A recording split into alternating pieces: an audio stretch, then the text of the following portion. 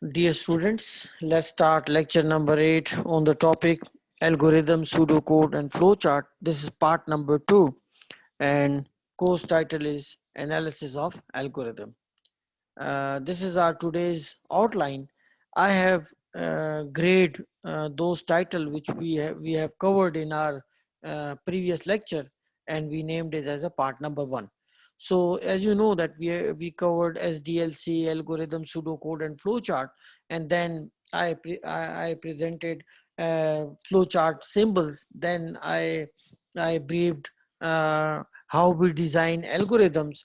Then we started structure programming, and as structure programming is consist of three most important ingredients like sequence, selection and repetition. So we have covered sequences in detail in our previous lecture, and we started with selection. So today we will be covering selection, and then we will cover repetition.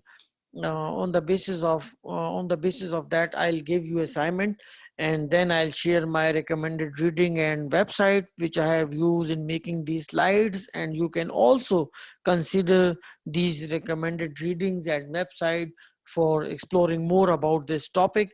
Then I'll share my contact information using which you can submit your assignment to me.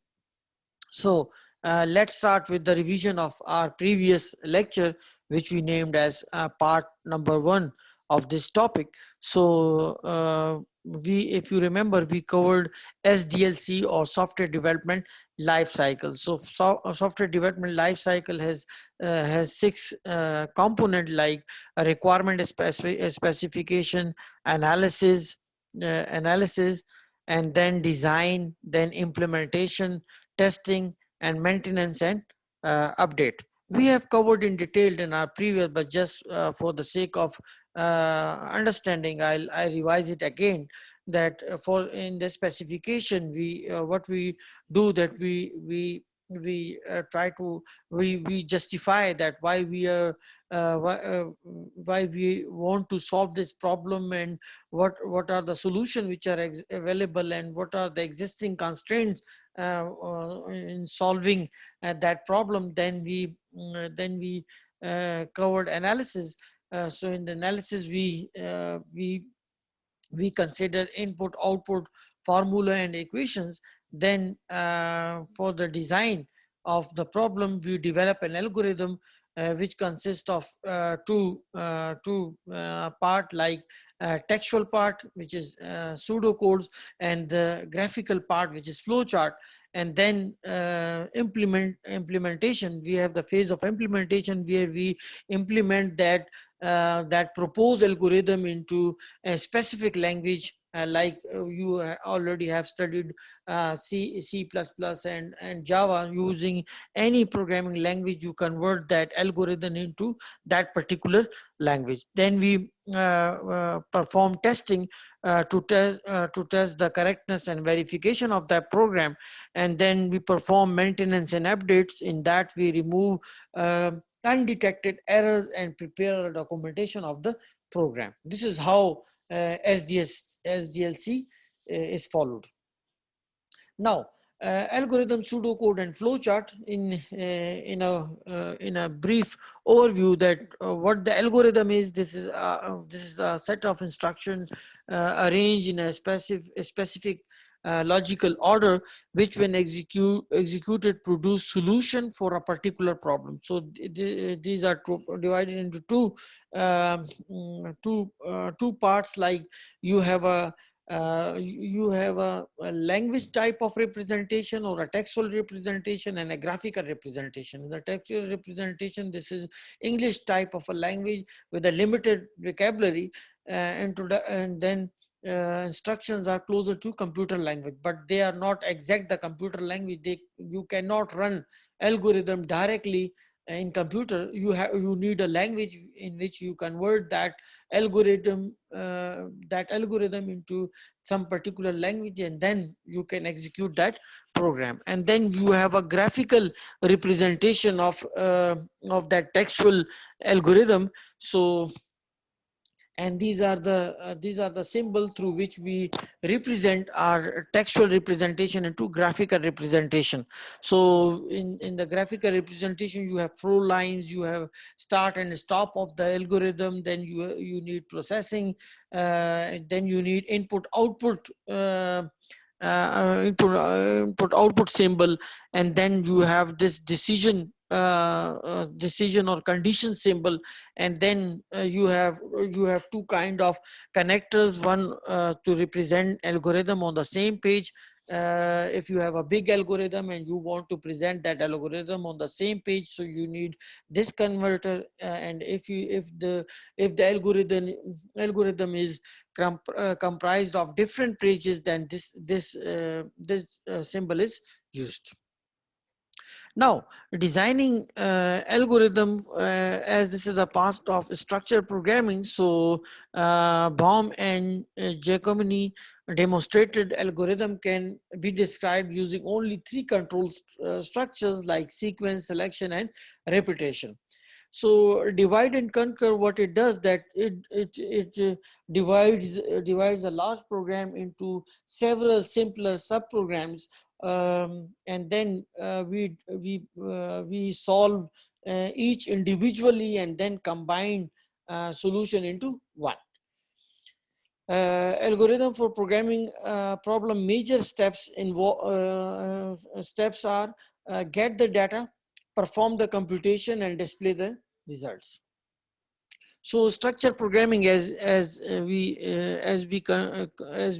know from the previous slide, that is mentioned that the structure programming is comprised of three most important controls like sequence, selection, and repetition. In the sequence, as the name represent, that you have a sequence. One statement will be executed, then it will be followed by the second, and so on, and then it reaches it reaches to end of the program. So this is the block way of how you can demonstrate sequence structure. And then this is the example.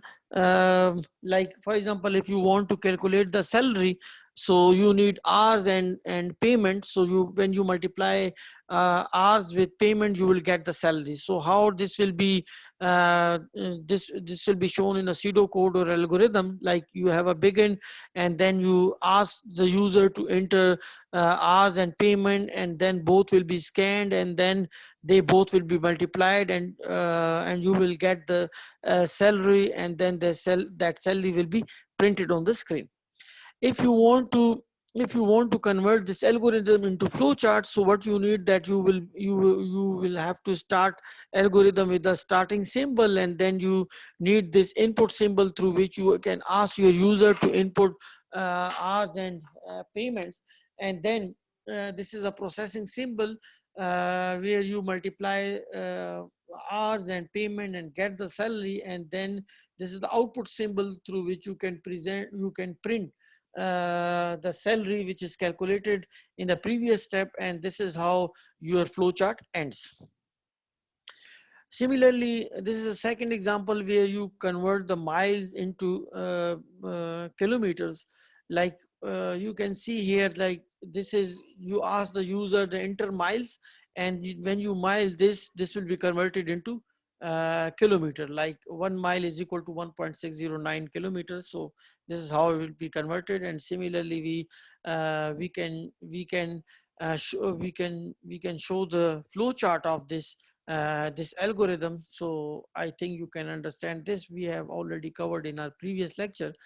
So this is the example where you calculate the area of the rectangle, where you can see that you ask the user to enter the width and length, and then both will be multiplied and you will get the area. Similarly, you need how you convert this flow chart into algorithms. So these are the, as you know, these are the symbols which are available, and you can convert this algorithm to graphical form, that is flowchart. So this is how roots will be calculated. Now, selection structure. This is second control of structure programming. So here, this is the first component. Like if you have only one if structure, so you can see here that this is the condition or decision symbol. So if this condition is true, then this block will be executed. Otherwise, the normal sequence of the program will be followed. Like you can see that if your grade is less than 50, so uh, this this message will be printed. Otherwise, normal sequence will be followed. Now, this is the second item in selection, which is called if then else. If you recall the previous slide, like we have only this true token. We were only using the true. We were only using the true token. um, uh, for the sake of understanding, I think you can understand it that whenever this decision symbol is executed, the program is halt here. So what compiler does, that compiler generate tokens, like whether this condition is true or false. So both tokens will be generated. Either this will be true or false. So both will be generated. So in this case, both will be used. So you can increase the performance of your program. Like you can see here that you have a condition, and if this condition is true, then this part will be executed. Otherwise, this part will be executed. So in this case, both the tokens are used. Here you can see here that this is the algorithm. If A is greater than B, then print A, else print B. So both the tokens will be used. So if in case condition is true, then this part will be executed. Otherwise this false token will be used and B will be printed on the screen. These are the relational operators where you need, as you know, these are relational operators. So you need two. These are also called binary operators. So you need two operands for such kind of operators. So this is greater than, and this is less than, and this is equal to. This is greater than or equal to, less than or equal to, or not equal to. You can see here that here in this algorithm, you are asking your reader to enter 4 subject marks, and then you are calculating average of those marks. And if the grade is less than 50, then you are printing fail. Otherwise, pass will be printed. So similarly, we have used the same, we have converted the same algorithm into flowchart.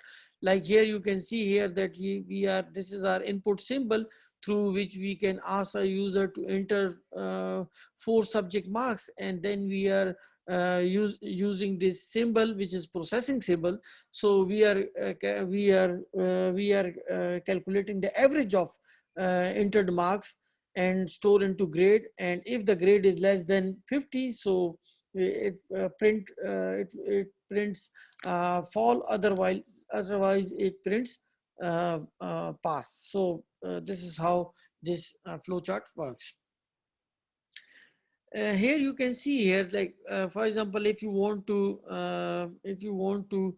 calculate the largest value, so you are asking your user to enter 2 values, so both will be scanned, and then if a value 1 is greater than value 2, then you are assigning value 1 to the maximum. Otherwise, you are assigning value to the maximum, and then this maximum will be displayed with this identifying message. Similarly, this flowchart is used to represent the previous program. So same, you have this input symbol, and you are asking your user to input 2 values. If this value is greater than value 1 is greater than value 2, so value 2 will be maximum. Otherwise, value 1 will be the maximum, and then normal sequence of the program will be followed. This is how you convert your Fahrenheit to centigrade. So I think you can understand this. So I am not going into detail of this. So here you can see here in this example we have three variables, and n1 is less than n2 and n2 is less than or equal to n3.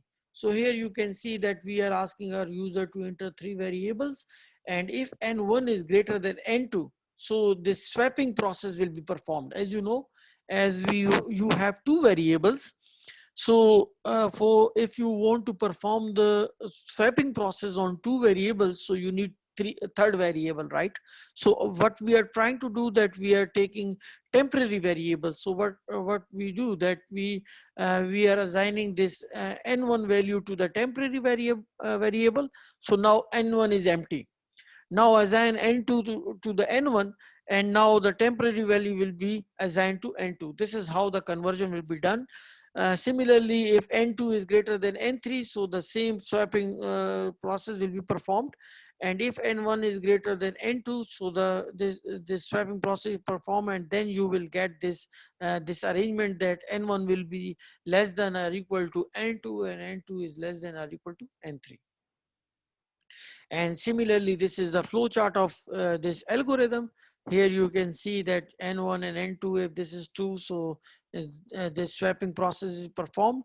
Otherwise, it comes to the next phase where N2 is greater than N3 will be checked. If this is true, then this swapping process will perform. Otherwise, this will shift to the third level, where again this condition will be checked. And if this is true, so the swapping process will be performed. Otherwise, this will pass to the next level, where we will have the required result. Now, repetition. This is the third one, which is the most important. As repetition, this is kind of a loop. You can say that you have you have a requirement where you print the statement more than one time. As you know that in our daily life, when we have to do some kind of repetitive task, so this is kind of a boring, or this is kind of a punishment. But in languages, this is for the languages, this task is very easy. Even if you ask them to repeat the process for 100,000 of times, so they can perform this in seconds. So specify a block of one or more statements that are repeatedly executed as long as condition is satisfied. So the important thing is that this body will be executed. For example, you want to execute this or these statements for thousands of times. So you need to set condition here. So as long as this condition is true, this loop will be executed. And one another thing, if you make this condition true, and you don't have any other statement which inside the loop which make this loop false, so this loop will be infinite kind of a loop. So this will not stop and continue forever. So this is a while loop. As this is repetition structure or control. So in the repetition we have a different kind of loops available. You have studied in C++ or in Java, like you have a while, or you have a do while, or you have a for loop. So different kind of structures are available. So here we are discussing while. So if the same task is repeated over and over again, a loop can be used to reduce program size and complexity. uh, this is the flow chart. You can see that this is initialization, and then this initialization will be checked. If this condition is true, this loop will be continued till this condition gets false. So this will be continued. So write algorithm and draw a flow chart to calculate 2 raised to power 4. So here you can see that you have a base value, and then then you have a product is equal to base. What you are trying to do, you are assigning base to the product value, and then product is equal to product multiply base. and then product is equal to product multiply base, and product is equal to product multiply base. This is for example, you have to do this thing for 4 times, so you need you have repeated this statement 4 times. If you use loop here, so you can make your thing simpler, as we discussed in our previous slide, that loop what loop help where loop helps where loop helps you, that you need not to write the statement over and over again, same statement.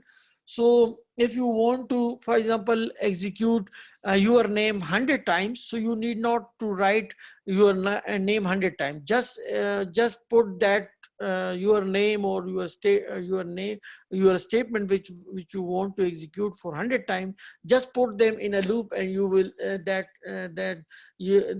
statement will be executed for 100 times. So here we are just telling you that how loop will help you. So here you see that we have written this 4 times, because this is 2 raised to power 4.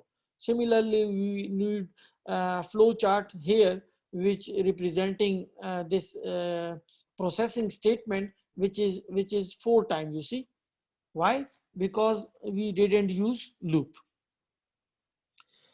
Now, what happened if you use loop? Like you can see here, like we have a counter, and while counter is less than power, so product is equal to product multiply base.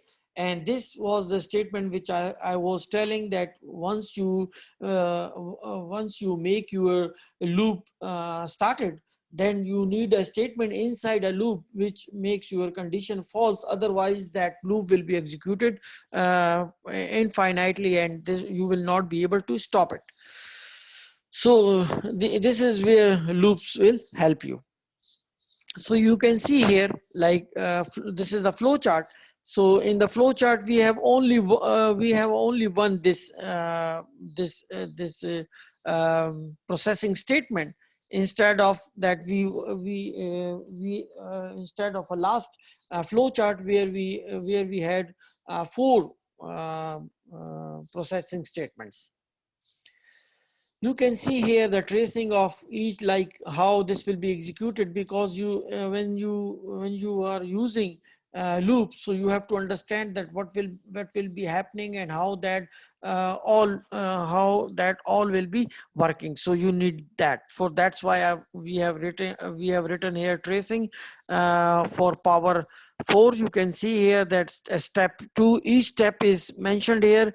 And then as we have different variable like base, power, product, counter, or counter is less than power. So at step 2, this is step 2, you see base is 2, but nothing else is set.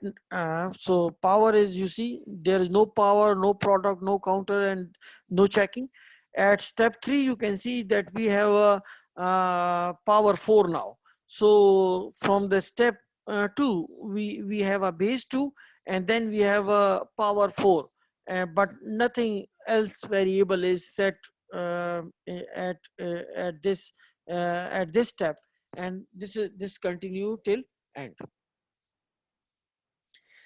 Now this is the program. Write down an algorithm and draw a flowchart to find and print the largest of 3 numbers. So you can see here we have already uh, uh, done this in our previous slide, so I don't want to do it again. But this time you can see here, like we have a n1 is greater than m2, and n1 n3 is greater than maximum. So this is the tracing, that how it works. So each step is explained here. This is step number 2, step number 3, step number 4, and each step will be executed, and this will show you that how the largest number will be calculated. Now example of while loop you can see here, or you can go through this example and understand that how this loop while loop work we have already covered in our previous slides. So I think now you can do this very easily. You have to write a flowchart or draw a flowchart for this algorithm. Here you can see that algorithm a flowchart. Here you can see here that we have a counter, and this counter is incremented. This is the while loop, you know. And here are the numbers, and if the number is greater than maximum, and this is the flow chart which is showing the uh, showing the showing the representation of this algorithm. This is the tracing of this algorithm. So each algorithm is explained stepwise. You can see here step 3, step 4, step 5. So each step is that how it works. I think that you can understand this. That's why I don't want to go into detail. But if you have any question, you can ask me. Similarly, we have the same for our previous example. So you can see here that this is one of the example, like n divided by 1 divided by 1 and 1 divided by 2. So you can go through and let me know if you have any problem.